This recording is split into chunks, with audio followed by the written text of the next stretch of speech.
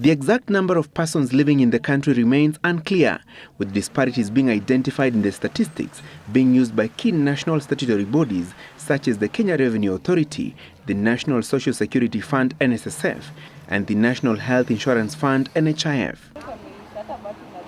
The government is preparing to roll out a fresh national biometric registration of all persons living in the country to establish a credible database, and anybody from the age of 12 years living in the country will have to be registered, and their biometric features such as fingerprints and facial features captured in the fresh registration exercise. But from 12 years and above, the fingerprints, whatever you need, the biometrics are properly formed, and therefore you can actually issue an ID to somebody who is 12 years and above.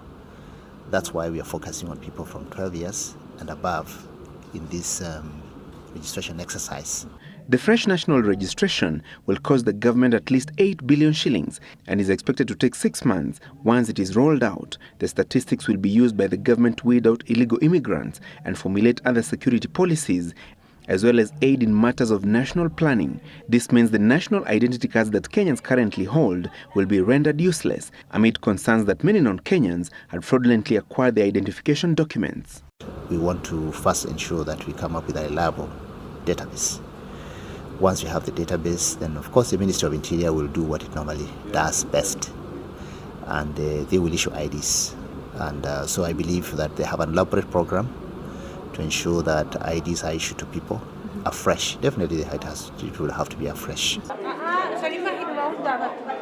All aliens living in the country legally will also be required to register and acquire special identity cards. Deputy President William Ruto met commissioners and senior officials of the Independent Electoral and Boundaries Commission (IEBC) yesterday and announced the government plan to register all Kenyans afresh. IEBC will be involved in the exercise because it has the expertise and experience after registering Kenyans in the run-up to last year's general election using the biometric voter registration system. But the Orange Democratic Movement (ODM), a member of the opposition team CORD, has opposed the fresh registration of Kenyans and IEBC's involvement in the exercise due to what it claims were integrity and impartiality questions on the electoral body.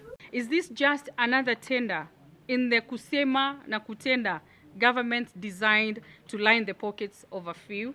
This project cannot proceed unless it is brought to the House and discussed and approved. But secondly, we must also ask the government to take action, to take the necessary step to address corruption within its ranks. The national database that will be established as a result of the fresh registration will also contain biometric details of land ownership in the country, establishments and assets. Francis Gachuri, Public First News.